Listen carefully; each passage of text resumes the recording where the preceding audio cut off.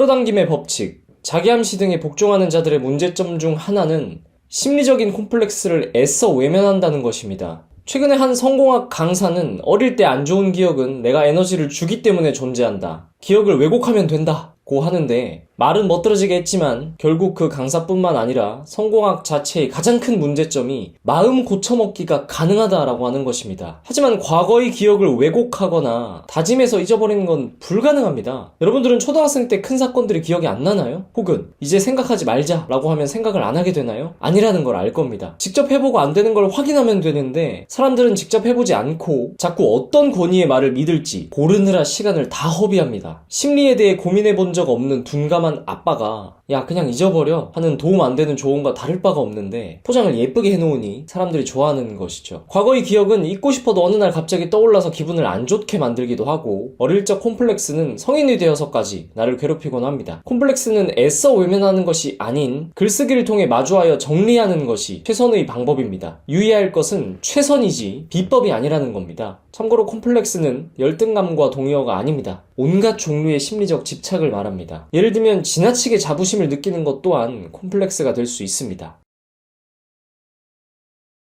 외면하면 그 문제는 점점 불어납니다. 사실 콤플렉스가 된 이유가 당시에 외면했기 때문이기도 한데 나중에 시간이 지나더라도 누가 그 부분을 건드리면 아주 흥분하게 되는 것이죠. 어떤 부분에 대해서 자꾸 부정하려고 하는 사람은 사실 그것에 대해 더 생각하고 사는 사람입니다. 예를 들어 SNS에 여자들이 자기를 다 좋아한다며 자꾸 글 쓰는 사람이 여자 관계에 대한 콤플렉스를 극복한 사람 같아 보이나요? 콤플렉스를 마주하고 어느 정도의 열등감을 인정하는 것은 책임감 있고 강한 것입니다. 진짜 어른이 되기 위해서 언젠가 해야 할 과정입니다. 미룰수록 괴물은 더 커지고 나중에는 더 죽이기 어렵습니다. 일부 한심한 힐링 심리 콘텐츠들이 자신과의 대화를 해보세요, 나를 사랑해라 이런 명언만 이야기하고 있으니 자신을 파악하는 글쓰기도 뜬구름 잡는 것 같은데 전혀 그렇지 않고 아주 실효성이 있는 것입니다. 우리는 통제하지 못하는 것에 화가 나고 콤플렉스가 생깁니다. 열등감을 느끼는 것, 화나게 하는 것, 질투나는 것 등 뭐든지 다 좋으니 적어보시길 바랍니다. 적는 것은 생각을 정리되게 하고 통제감을 줍니다. James Pennebaker, upon whom these writing exercises I described, his research is based on that. My exercises are based on his research. He found that if you brought college students into the lab and you had them write for 15 minutes 3 times over 3 days about the worst thing that had ever happened to them or the worst thing they ever did, if I remember correctly, they got worse in the short term but better in the long run. For example, they went and visited the doctor less and markers of their physical health improved. They got healthier, as far as I can tell, because they basically calmed down.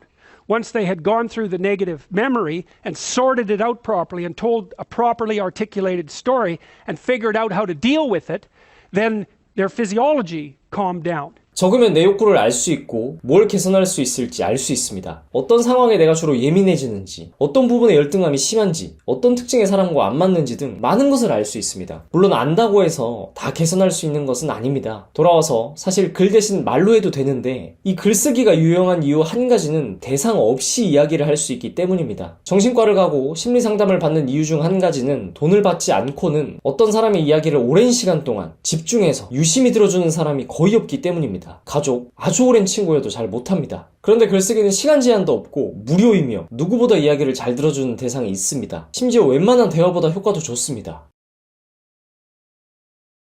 저는 심각한 성공 포르노 중독으로 도파민 체계가 완전히 망가지고 극단적 선택의 문턱까지 갔다가 글쓰기로 대부분의 문제를 해결하였습니다. 앞서 말했듯이 당연히 글쓰기가 비법은 아니지만 대부분의 사람에게는 효과가 있을 것이고 어떤 사람들에게는 상당한 효과가 있을 것입니다. 어떻게 쓰느냐에 대해서는 여러 가지 케이스가 있는데 첫째로 자꾸 안 좋은 감정이 들지만 자신의 콤플렉스에 대해 잘 모르는 경우입니다. 이런 경우는 기억나는 한 가장 어린 때부터 현재까지의 일생을 쭉 써보십시오. 스토리를 쓰라는 게 아니고 심리적으로 강렬한 사건과 그에 대한 감정을 위주로 씁니다. 주의할 점은 감정에 대해 쓰면서 조급하게 해결책을 자꾸 제시하려는 버릇이 있는 사람이 있는데 그러지 마십시오. 둘째는 대략적으로라도 자신의 콤플렉스에 대해 알고 있는 경우입니다. 이 경우는 일생을 쓸 필요는 없고 해당 콤플렉스는 어떤 것인지 구체적으로 써보고 이런 것이 왜 생겼을지 기억나는 사건들을 덧대가면서 써보는 것입니다. 셋째는 어떤 사람에 대해 콤플렉스가 있는 경우입니다. 사람에 대해 콤플렉스를 가지는 것은 누구나 일생에 한 번 이상 겪는 흔한 일입니다. 단 한 번도 겪지 않는 사람은 없습니다. 앞서 말했듯이 열등감뿐만 아니라 예를 들면 지나치게 선망하는 경우도 콤플렉스로 볼 수 있습니다. 이 경우도 왜 그 사람에게 심리적 집착이 있는지 이유를 깊게 써보고 사건들이 있다면 그것도 써보십시오. 가까운 사람일 수도 있고 한 번도 만나보지 못한 유명인일 수도 있습니다. 그리고 그 사람에 대해 아는 대로 다 써보는데 명백한 사실과 조금이라도 추측이 들어가는 것을 구별해봅니다. 예를 들어 이번 달에 그에게 3명의 여자가 말을 거는 것을 보았다 라는 문장은 명백한 사실이지만 3명의 여자 모두 그의 잘생김에 매료되었다는 추측이 들어간 문장이죠. 이 과정을 하고 나면 그 사람에 대해 아는 것은 정말 일부분이고 모르는 것이 아주 많다는 걸 깨닫게 됩니다. 상상으로 상당 부분을 채웠던 것이죠.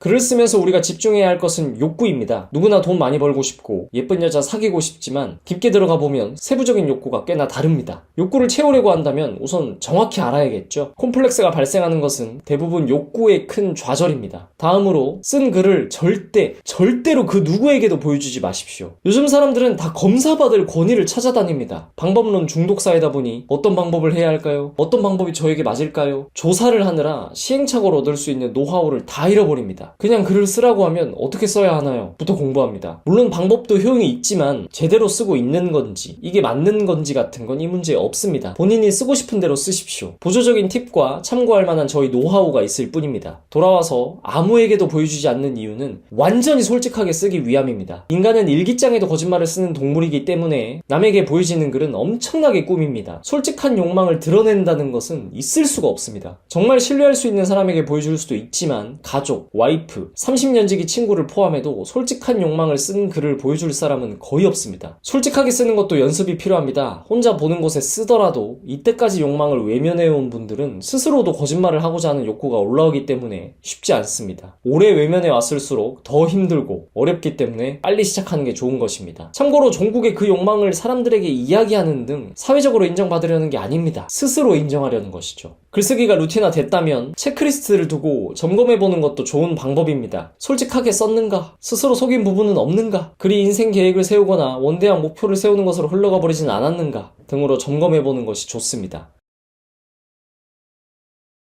저는 글쓰기를 처음 시작할 때 그래서 글을 쓰고 나서는 어떻게 해야 하는지에 대해 명확히 말하는 사람이 없다는 것이 불만이었습니다. 정신과 의사든 심리상담사든 나와서 자기랑 대화해보세요. 글을 써보세요. 하지만 뜬구름 잡는 이야기를 하거나 초반만 말해주고 뾰족한 수를 안 알려주는 경우가 많은 것입니다. 이게 왜 그러냐면 첫째로 자기도 모르기 때문이고 둘째로 자신이 직접 문제를 겪고 극복해보지 않았기 때문이고 셋째로 실제로 뾰족한 수가 아직 발견되지 않았기 때문입니다. 유의미하고 좋은 치료 프로그램들이 있고 뇌가 어떻게 좋아졌다는 실험 단계 연구들도 있고 나쁜 놈들은 비밀을 밝혀냈다면서 어쩌고 하지만 아무리 찾아봐도 심리적인 콤플렉스를 많은 사람들에게 효과적으로 없애주는 방법은 아직 없습니다. 맨날 수많은 심리학자, 정신학자들이 증명했고 어쩌고 하는 댓글이 달리는데 비문이 천지이고 10줄짜리 글도 못 쓰는 사람이 논문을 어떻게 읽고 이해했다는 것인지 조롱하고자 함이 아니라 이해할 수가 없습니다. 저한테 가져와 보십시오. 여러 힌트를 얻을 수 있는 연구들이 있고 여러 사람들에게 좀 도움이 되는 보조적인 툴이 있을 뿐입니다.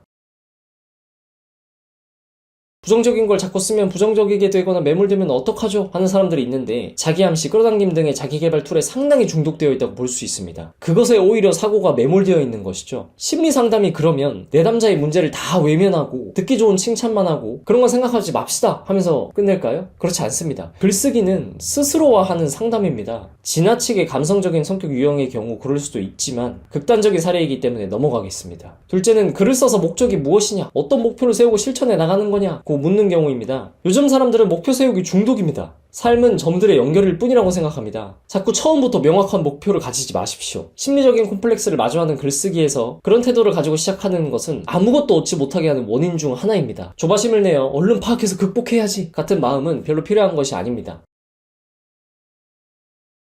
저는 항상 글쓰기에 대해 추천드려 왔는데 오늘 말씀드린 것은 비판적인 글쓰기가 아닌 콤플렉스를 극복하는 감정에 대한 글쓰기였습니다. 스타일에 따라 그 안에서는 논리적으로 어떤 것이 전개될 수도 있지만 사건에서 욕구를 파악하고 감정을 들여다보는 맥은 잃지 말아야겠습니다. 글을 쓰고 나서 해당 부분의 실질적인 개선을 해볼 수도 있고 감정이 정리되는 것만으로 크게 신경 쓰지 않고 살아가게 될 수도 있습니다. 꼭 시도해보시길 추천합니다. 감사합니다. 앞으로도 자기암시, 끌어당김의 법칙 등에 속지 않고 진짜 실천하고 싶은 분들은 구독하시고 알림 받아보세요.